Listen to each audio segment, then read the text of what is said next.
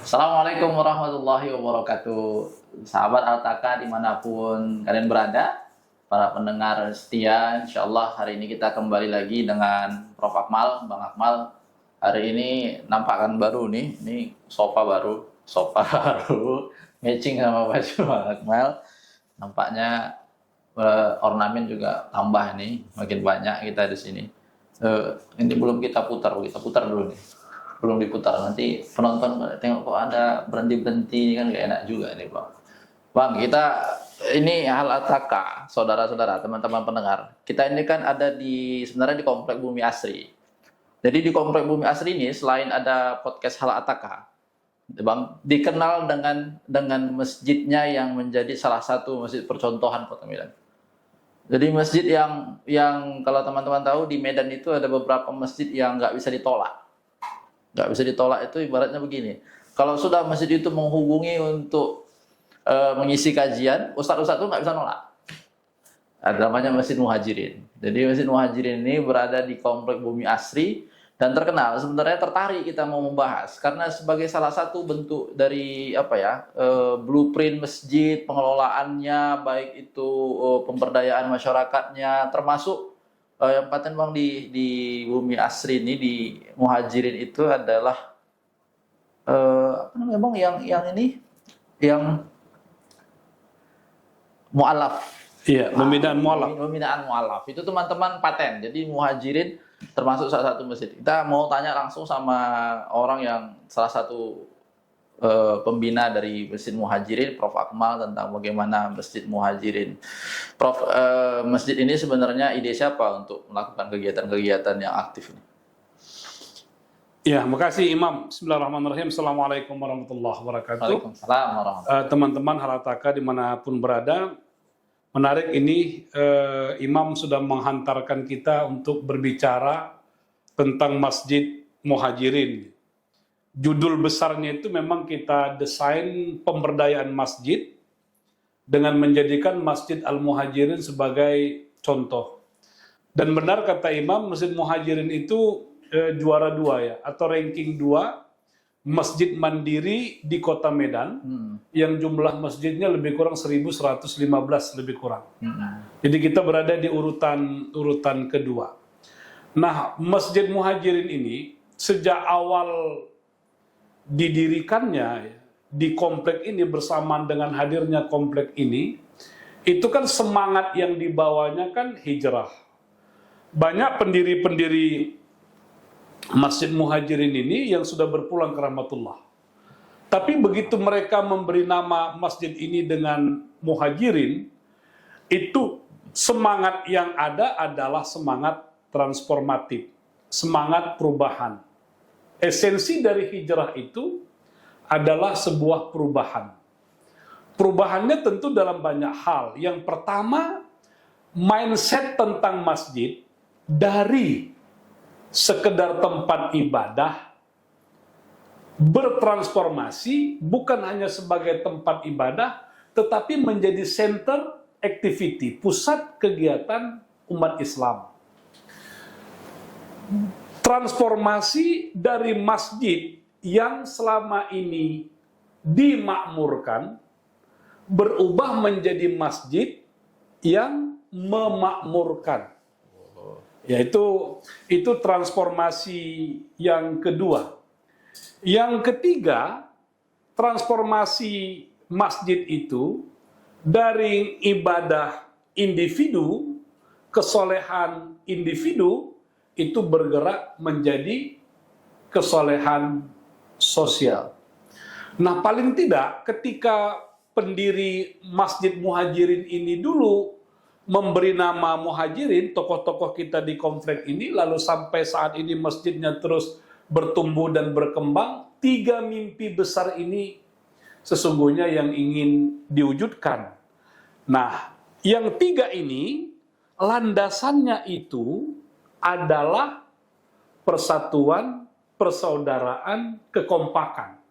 Jadi Imam kalau ada yang tanya, dan sering orang tanya ke saya gitu, gimana Masjid Muhajirin itu Ustaz? Kenapa bisa ada ada pembinaan mu'alafnya, ada kegiatannya di daerah minoritas, kita punya madrasah di Kabupaten Karo, kita punya pelayanan kesehatan, kita punya unit pengumpul zakat, kita punya koperasi dan macam-macam. Itu semua program. Iya, kita punya itu. Landasannya itu adalah karena warga komplek ini, jamaah muhajirin itu bersatu, bersaudara, solid, dan kompak. Wah, Jawabannya tetap itu. saya semangat hijrahnya Iya. Nabi dari Mekah ke Yastrib, dulu Yastrib namanya, Iya. ke Madinah itu memang betul-betul dibawa gitu ya. Tempat yang tadinya belum banyak kehidupannya akhirnya didirikan sebuah masjid sebagai pusat perkembangan sosial gitu. Iya. Nggak terbatas hanya untuk sholat aja dia kan. Iya, betul. Memang kalau nanti teman-teman datang ke Mari, ke Medan, atau singgah ke Komplek Bumi Asih, coba sesekali singgah di situ.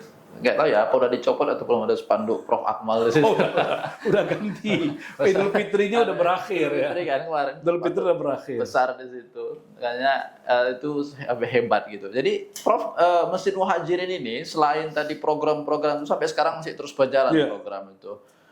Apa yang menjadi kalau tadi Prof katakan sebagai semangat dari warga-warga komplek di sini untuk terus kan untuk mempertahankan itu sulit, Prof. Iya. Sulit tuh, Prof. Kadang-kadang ada titik jenuh orang gitu. Kadang-kadang kan kita udah bangun madrasah di sana tapi akhirnya nggak kecapaian tujuannya gitu. Akhirnya membuat jenuh gitu. Tapi kelihatan Masjid Muhajirin ini terus bertahan dengan keistiqomahan itu, Pak. Apa rahasianya? Iya. Kalau dipertanyakan rahasianya ya, mungkin kalau kita mau menyebut dinamika Masjid Muhajirin yang semakin bertumbuh berkembang ini mungkin 2 dekade belakangannya atau sekitar 20 tahun terakhir. 20 tahun terakhir di situ terjadi yang kita sebut dengan lompatan-lompatan masjid itu. Tetapi poin pentingnya itu adalah karena masjid ini di samping tempat ibadah kan juga tempat pengajian. Berbagai macam ustadz datang ke masjid ini memberikan ceramah. Para jamaah itu, jamaah masjid ini berupaya bagaimana membumikan, bagaimana mendaratkan ceramah-ceramah ustadz di masjid itu dalam bentuk yang nyata. Kita ambil contoh misalnya Misalnya tentang cerita mu'alaf. Apa yang dimaksud dengan mu'alaf? Bagaimana kita mempertahankan akidah orang Islam, terutama di daerah-daerah minoritas. Bagaimana kita menjaga komitmen keberagamaan orang yang sudah memeluk Islam agar tetap terjaga. Ustadz kan banyak bicara itu. Lalu konkretnya seperti apa? Jamaah masjid ini ngumpul, udah kita buatlah yayasan pembinaan mu'alaf. Bina Mu'alaf.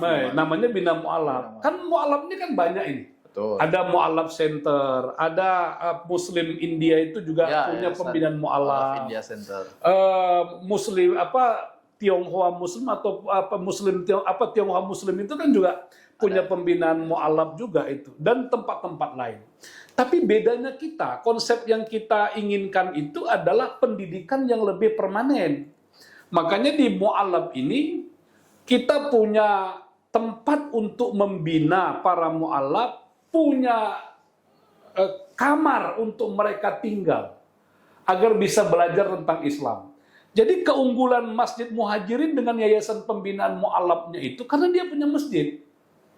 Ya, jadi yang mu'alaf itu kita Islamkan dia di masjid itu, membaca syahadat dia di situ, lalu dia diajari sholat, prakteknya langsung sholat, ngajinya langsung sholat, lalu dia bertemu, berkumpul, berinteraksi dengan bapak-bapak, ibu-ibu yang ada di komplek itu. Jadi pendidikannya integral. 2 bulan, 3 bulan itu. Malah dulu kita berharap ada pendidikan mu'alaf yang modelnya klasikal. Misalnya sekali pendidikan 20 orang, 30 orang, tapi ternyata itu sulit. Yang ada sekarang ini datang satu masuk Islam kita bina, datang satu masuk Islam kita bina. Ini yang kita lakukan itu. Jadi mendaratkan itu. Contoh berikutnya, para ustadz kita mengajarkan tentang zakat. Bagaimana zakat mensejahterakan, bagaimana zakat bisa meningkatkan ekonomi orang. Itu diimplementasikan Iya, terus. kita buatlah UPZ-nya. Jadi apa yang dicakapkan para ustadz di mimbar atau di meja-meja pengajian, itu didaratkan. Sehingga kita punya UPZ. Kita memberdayakan ekonomi, kita mengembangkan dakwah. Itu adik-adik kita yang di masjid, itu imamnya, wakil imamnya, muazzinnya, petugas-petugas masjid, itu semua di S2-kan. Tuh, Yang S2-kan, yang biayanya dari UPZ. Kita punya mu'alaf-mu'alaf itu, yang dari Karo, dari Sibolangit, yang mereka sekolah dari mulai SD sampai SMP, SMA, itu kita biayai. Full. Dakwah, iya. Full biayanya. Iya, dia dibiayai SPP-nya, makannya juga di situ. UPZ. Kita punya rumah sehat, kerjasama dengan UPZ. Jadi nanti dokter-dokter yang di rumah sehat itu mendatangi warga-warga kita, bukan warga komplek, warga-warga di sekitar komplek ini.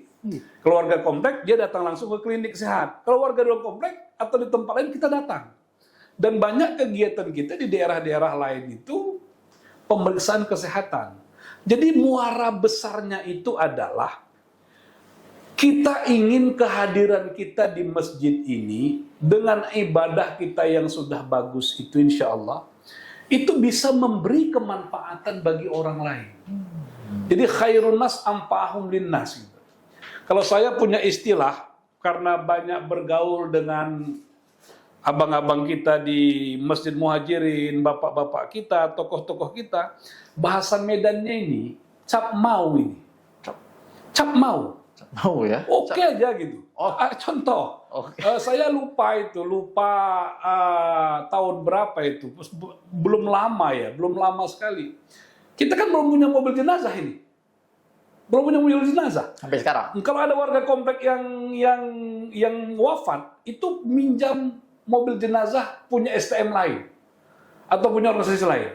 Lah, yang begini ini kan nggak bisa kita pertahankan lama-lama. Saya bilang, bapak-bapak, abang-abang sekalian, segala macam, kita harus punya mobil sendiri. Cocok Ustaz. Gimana caranya? Kalau gimana caranya, udah urusan abang-abang itu, gue bilang, udah urusan bapak-bapak. Lalu dalam sekejap, ada yang kasih 20, 30 juta, sekian puluh juta. Udah selesai. Sekarang kita punya mobil jenazah yang relatif oke. Bukan hanya bawa jenazah. Tapi mobil ambulan kita itu, untuk orang-orang yang sedang kritis itu bisa dijadikan untuk sebagai pertolongan pertama. Oh, jadi bisa dipakai untuk operasi darurat. Iya, itu yang menjadi teladan. Kalau boleh saya mengatakan, apa yang mau dicontoh dari Muhajirin? Itu saja. Kami kompak, kami bersatu, kami bersama menyelesaikan semua masalah kami. Kita hari ini kesulitan tanah kuburan, misalnya. Lalu bapak-bapak itu gimana di tanah kuburan? Oke, kita cari tanah, kita beli segala macam, udah. Ada yang kasih 100 juta, 140 juta, ya kumpul aja. Ada juga yang 5 juta, 2 juta, udah selesai. Jadi yang saya tangkap itu ya, apa yang dikatakan Nabi, alaikum bil jamaah, itu implementasinya di Muhajirin. Masya Allah. Jamaah itu benar-benar menjelma menjadi satu kekuatan. Nah, kita berkata karena jamaah masjid ini punya katakanlah keahliannya masing-masing, bidang kerjanya masing-masing, ada pejabatnya, ada cendikiawannya, ada orang kayanya, ada orang solehnya, ada tukang doanya, semua lengkap. Jadi semuanya bekerja gitu, semuanya bekerja untuk memudahkan urusan itu. Nah, memang yang kita harapkan itu menara masjid kita yang tinggi, suara azan yang kita lantunkan itu bukan hanya mengajak orang untuk sholat itu. Hayya 'alas shalah itu kan satu bagian. Jadi kalau kita bicara tentang tafsirnya Imam, hayya 'alas shalah, ayo mengerjakan sholat gitu kan. Itu kan satu bagian. Memang azan itu untuk sholat. Tapi hayya 'alal falahnya itu apa, kita beri makna itu? Apakah itu menjadi sebab akibat? Kalau dia sebab akibat, redaksinya kan tidak mendukung itu, walaupun bisa saja. Sholatlah engkau, engkau akan menang. Ya bisa kan itu ditafsirkan. Tapi dalam pandangan saya, azan itu, semua aktivitas umat ini harus bermula dari masjid. Minal masjid ila maidan. Dari masjid ke lapangan manapun. Itu tafsiran hayya 'alal falah. Kalau mau jadi birokrat yang sukses, ke masjid dulu. Aktiflah di masjid, gabunglah di masjid, dari masjid, tatalah karir itu. Jadi pedagang, kalau mau sukses, kalau mau menang, kalau mau falah, masuk dulu ke masjid, gabunglah dengan jamaah yang lain, berinteraksilah, berdialoglah, sholatlah secara bersama-sama berjamaah. Lepas itu, bergeraklah ke bidang-bidang kerja yang lain. Dan semua aktivitas seperti itu. Minal masjid ila maidan. Dari masjid ke tempat-tempat profesi kita masing-masing. Betul-betul teman-teman. Itu filosofinya. Memang semangat muhajirin ini bolehlah diterapkan di masjid-masjid lain. Kadang-kadang gini bang, masjid itu kan ada, gimana ya katakannya, atmosfernya kadang-kadang dia ada masjid yang nyaman gitu ya. Maksudnya nyaman itu pengelolaannya bagus, nyaman kita di dalamnya. Tapi ada masjid yang beberapa orang ada yang resek gitu, atau resek. Abang paham nggak maksud resek? Iya.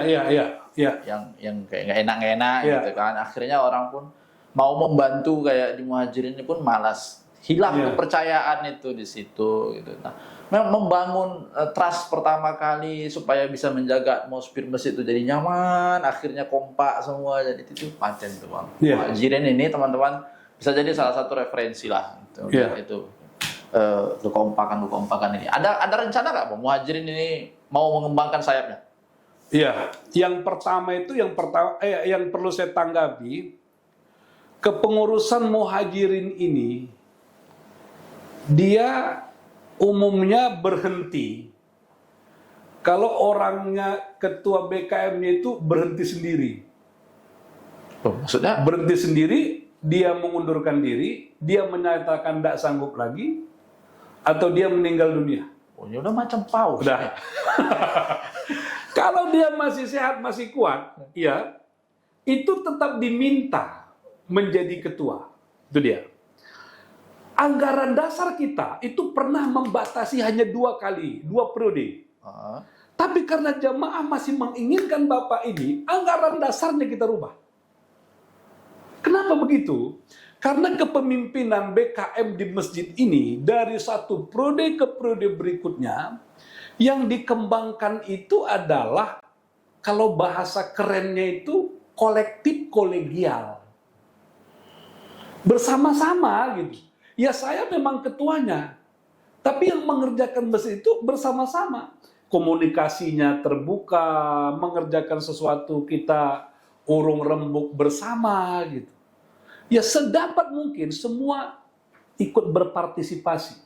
Malah sampai sekarang itu ada ketua panitia kurban, saya nggak usah sebut nama karena semua orang udah tahu kalau orang komplek ini. Tetapi, sampai sekarang nggak ganti-ganti. Teman-teman nggak tahu. Oh iya teman-teman. Iya, tidak ganti-ganti sampai sekarang. Kenapa? Orang merasa nyaman, orang merasa percaya, dan memang nggak ada yang perlu untuk diganti. Jadi selagi dia masih sanggup, selagi dia masih mau, oke. Bukan berarti dia sendiri bekerja, tapi kemampuan pimpinan ini untuk melibatkan semua orang memikul tanggung jawab besar itu. Di sini saya berani berkata, di masjid kami ini, saya berani berkata, jamaah sebenarnya tidak terlalu penting dan tidak terlalu pusing dengan jabatannya apa. Ketua, sekretaris, bendara, nggak penting itu hanya administratif saja. Yang mereka berpikir, saya harus melakukan apa? Saya harus berbuat apa? Saya berkontribusi apa? Lalu apakah semuanya mulus? Apakah semuanya mulus? Ya enggak juga, mana ada yang semuanya mulus. Kalau tadi bahasanya resek, saya tidak mengatakan resek gitu, tapi saya menggunakan istilah kritis konstruktif. Ada jamaah-jamaah itu yang kritis konstruktif. dia memberikan kritik, dia memberikan masukan gitu. Yang menarik bagi saya, dia memberi masukan, memberi kritik dengan cara yang santun, yang beradab gitu. Dan bukan menjadi bahan bahan yang dibicarakan di area-area luar, enggak gitu. Dia tidak setuju, dia tidak cocok, dia sampaikan langsung kepada ketua. Paten. Kalau tidak dia sampaikan kepada temannya, kalau itu diikuti dia syukur, kalau tidak dituruti dia diam. Kalau bahasa Arabnya qad ballagtu, udah aku sampaikan. Tapi bukan berarti dia merusak itu, enggak, dia ikut tapi pasif. Karena ada yang dia tidak setuju. Mengapa itu terjadi? Ya karena memang muara besarnya itu, masjid ini milik bersama. Tanggung jawab bersama. Jadi bukan milik kelompok tertentu orang, enggak. Karena milik bersama semua kita, masjidnya kita jaga. Bahwa nanti ada yang kurang sependapat, itu biasa-biasa aja. Betul. Ya, biasa-biasa saja. Ada rencana mau mengembangkan sayap, Bang? Nah, entah mau buka mall gitu? Ini dia. Kalau yang sekarang ini kan kegiatan kita tadi itu kan dalam bidang ekonomi ada koperasi. Memang ini perlu perjuangan keras untuk bertumbuh berkembang. Yang kedua, Bina Mu'alaf kita itu sudah eksis, ya sudah eksis. Malah Yayasan Bina Mu'alaf kita itu menjadi center. Ini teman-teman dari Mu'alaf Center, dari India Muslim, dari kelompok-kelompok yang lain itu sering bergabung di sini dengan berbagai macam acara. Kalau ada orang mau kasih zakat ke mu'alaf, bukan hanya mu'alaf kita yang kita urus saja. Dari teman-teman lain kita bawa, kita pernah ke berbagai daerah ya untuk dakwah. Itu kalau Yayasan Bina Mu'alaf terus bertumbuh berkembang lah. Dan wali kota kita mulai dari Pak Bobi sampai sekarang itu Pak Riko ya terakhir baru datang, itu juga punya perhatian dan sangat respect dengan Yayasan Pembinaan Mu'alaf Masjid Muhajirin. UPZ kita itu terus bertumbuh, berkembang, kepercayaan masyarakat itu juga sangat baik. Walaupun kita merasa perlu untuk menyebarluaskan UPZ kita ini dan menjadikannya sebagai lembaga yang terpercaya. Rumah sehat kita ini tumbuh, berkembang, dan juga sangat diminati. Dan itu yang menarik, tanpa kita sadari kok semuanya terkoneksi gitulah. Saya melihat, ya Allah, ini petunjuk Allah luar biasa. Ada Bina Mu'alaf, ada Bina Mu'alaf, orang datang masuk Islam. Masalahnya kan dia mau sunat. Coba bayangin kalau sunat kita bawa ke puskesmas, bawa ke tempat lain, ribet nggak itu? Ternyata di sini Allah tunjukkan caranya. Baru dia kalau laki-laki, baru dia mengucapkan syahadat, dia ditanya sunatnya mau kapan? Hari ini, ya udah di rumah sehat, langsung disunat, langsung pakai kain disiapin semua. Ternyata dia itu perlu ini, perlu itu, ya sudah ada UPZ, sudah ada Bina Mu'alaf yang mensuplai pakaiannya kah segala macam itu terbangun seperti itu. Ya, kalau pengajian ya memang itu memang sudah rutin. Dan pembicara luar itu persis yang kata Imam tadi, dari manapun mereka berharap bisa masuk di Muhajirin, bisa bicara. Ya karena memang orang-orangnya di masjid ini yang saya katakan tadi, kalau untuk amal sosial, impak, sedekah itu oke. Nah, pengembangan yang kita lakukan itu pertama, kita di Karo itu punya madrasah, namanya Ziyadul Ilmi. Di mana itu? Di Tiga Derket. Itu madrasah yang dibangun oleh jamaah. Semuanya serba cepat. Ayo kita di Karo mau bangun madrasah, biayanya sekian. Siapa yang gambar? Nanti ada jamaah yang menggambar itu. Sudah meninggal, Allah maghfirlahu warhamhu wa'fu. Sudah selesai gambar. Dananya perlu sekian. Nanti ada jemaah kita itu yang nulis di WhatsApp, namanya Herman. Herman ini menjadi kunci gerak muhajirin. Dia tulisin nanti tuh, mulai nanti orang berimpak sekian sekian sekian. Oh, udah cukup uangnya, cukup.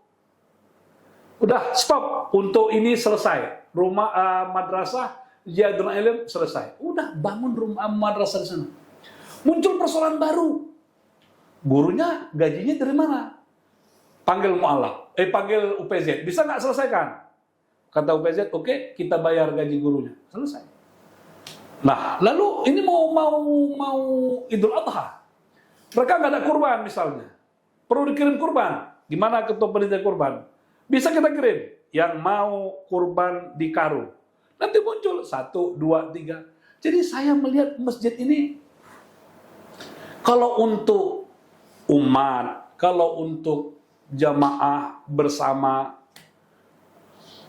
sangat-sangat ringan, sangat-sangat murah hati, sehingga itu yang membuat kita jalan.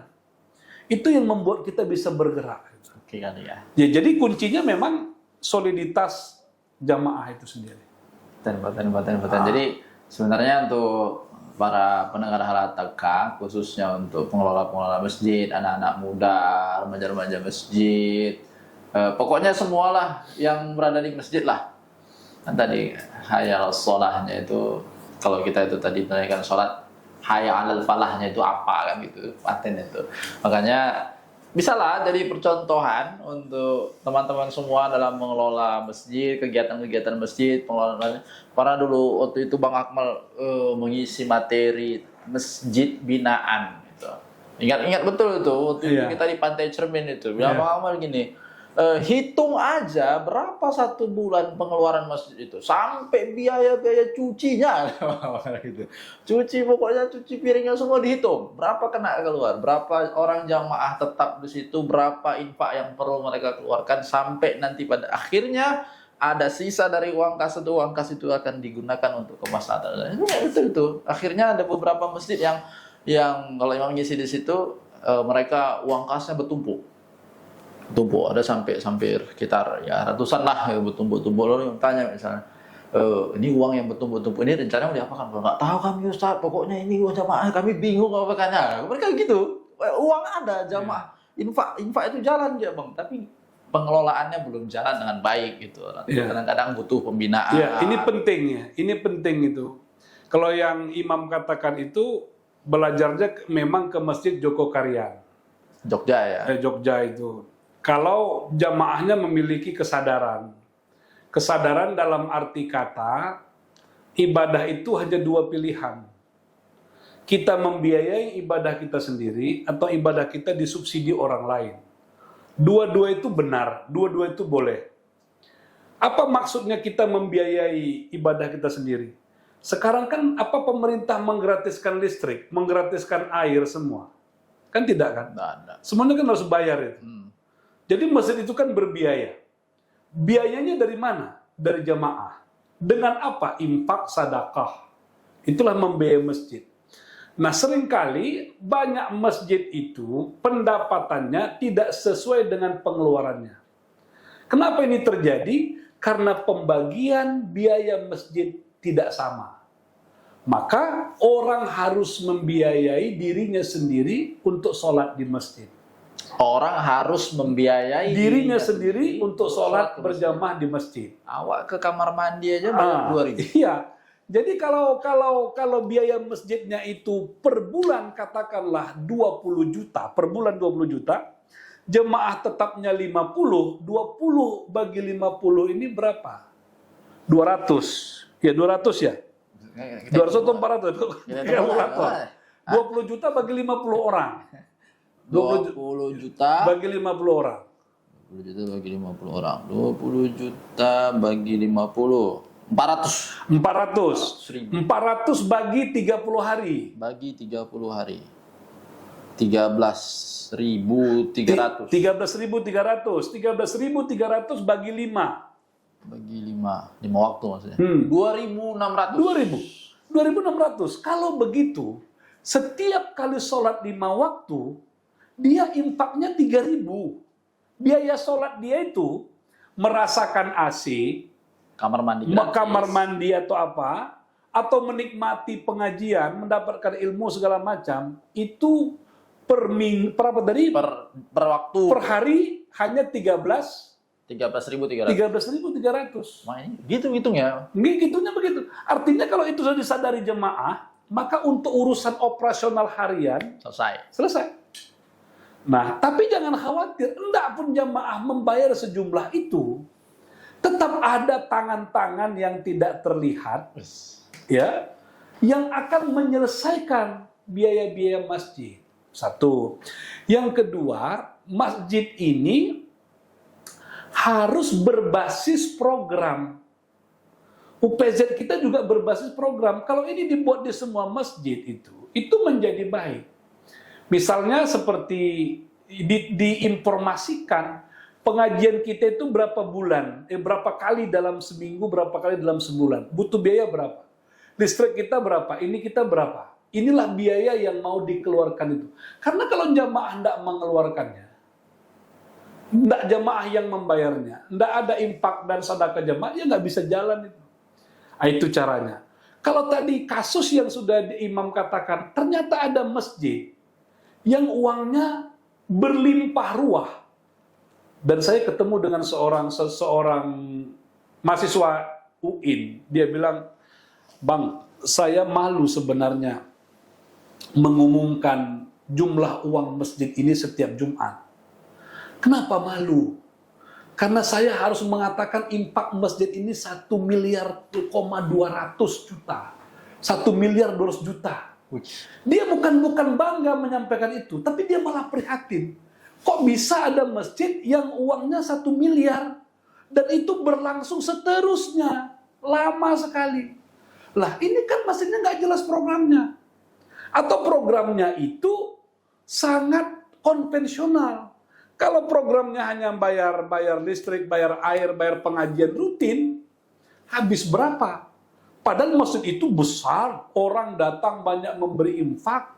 Tapi kalau masjidnya itu berpikir, di kota Medan ada 1.115 masjid, ada di pinggiran-pinggiran sungai, pinggiran-pinggiran kota Medan, yang khotibnya dibayar 25.000, mereka ambil saja beberapa masjid binaan yang mereka supply itu, dananya itu untuk masjid-masjid itu. Apa yang terjadi? Luar biasa. Saya dulu pernah cerita ya bagaimana di masjid-masjid tertentu mereka bisa menghadirkan sarjana-sarjana baru. Kalau saya mengatakan kalau ada masjid yang udah dana kasnya itu miliaran, kita harus berpikir ingin melahirkan dokter apa yang langka di kalangan umat Islam. Kalau dokter dakwah kan udah banyak. Ekonomi kalau, juga udah banyak. Ekonomi udah banyak. Tapi kalau dokter pertambangan, dokter geologi yang kuliahnya di ITB, di UI, masjid bisa membuat itu. Dia beri pengumuman siapa anak-anak muslim ini yang pintar-pintar, yang cerdas-cerdas, yang tidak mampu, masjid akan mendoktorkannya, masjid akan menjadikan keren. Itu karena kuncinya itu menerjemahkan berdiri, takbir, rokok, sujud bersama itu harus diterjemahkan dalam aksi sosial. Jangan ketika sholat bahu kita bersentuhan, tapi begitu dalam realitas sosial kita nggak peduli dengan orang lain, nggak peduli dengan umat ini gitu. Dan masjid itu sudah berubah. Bukan berubah, sebenarnya dari dulu juga masjid itu pusat ibadah, pusat sosial gitu kan. Iya, dari dulu memang begitu. Sejak zaman Nabi begitu perannya. Cuman memang kadang-kadang masyarakat ini ya sudah normal lah. Mungkin pengelolaannya yang belum baik atau ilmunya yang belum dapat dengan situ. Kita bersangka baik dengan itu. Mudah-mudahan dengan ya nggak boleh bosan untuk mengingatkan itu. Iyalah, inilah gunanya kita bicara di sini. Jadi teman-teman nanti akan tonton video ini. Mungkin Abang akan banyak ditelepon sama BKM. Iya. Pak Ustadz bisa ngisi di sini, Ustadz. Dan ada satu lagi, Mam. Ada satu lagi. Masjid ini sangat terbuka. Orang mau studi banding, boleh. Mau melihat, mau menyaksikan, silakan. Kita akan memberikan pengalaman-pengalaman. Kalau ketua BKM kita, ketua-ketua unit-unit yang ada di masjid, itu senang berbagi pengalaman. kepada masjid-masjid lain, ya. Oh. Kita bukan mengatakan Masjid Muhajirin masjid terbaik di Kota Medan, tidak. Tapi kita berani mengatakan kita selalu bersemangat untuk memancarkan kemaslahatan umat Islam yang rahmatan lil alamin itu dari corongnya Masjid Muhajirin. Oh, dari menara. Dari menara. Iya, dari menara. Oh, dari corong kan? Iya. Oh, kan? Ya udah, oke ya. Corong itu dulu kan ada begini itu. Ada apa merek, ada mereknya pula tuh, boleh nggak disebut tuh? Jadi Bang, oke, ini dah masyarakat akan mendengar ini secara luas. Kita akan membuka wawasan lebih luas lagi tentang pengelolaan masjid. Selama ini kalau masyarakat nonton ada Masjid Joko Karyan di Medan juga ternyata ada Muhajirin.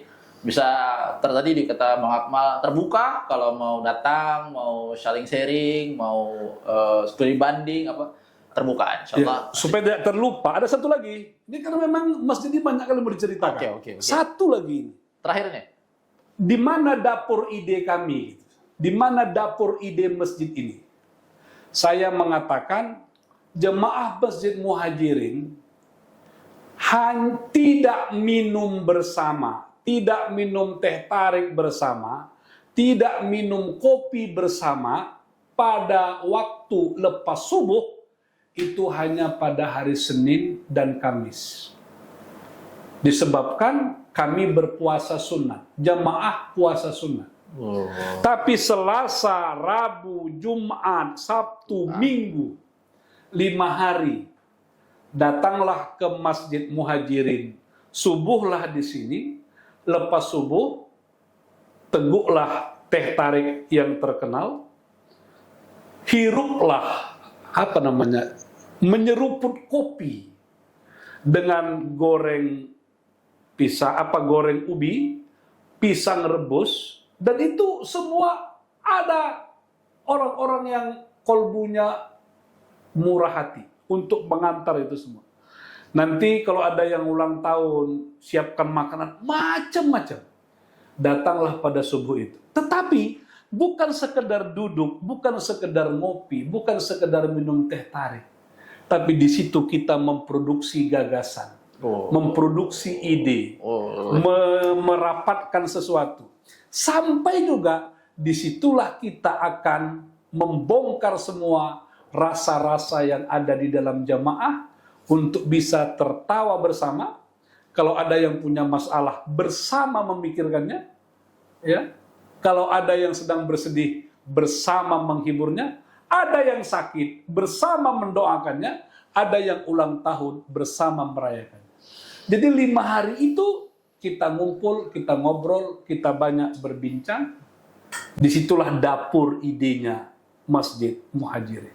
Itulah cara kami untuk mempertemukan berbagai macam ragam pemikiran. Jadi 5 hari dalam 1 pekan, kecuali Senin dan Kamis. Iya, itu ganti berbuka. Ganti.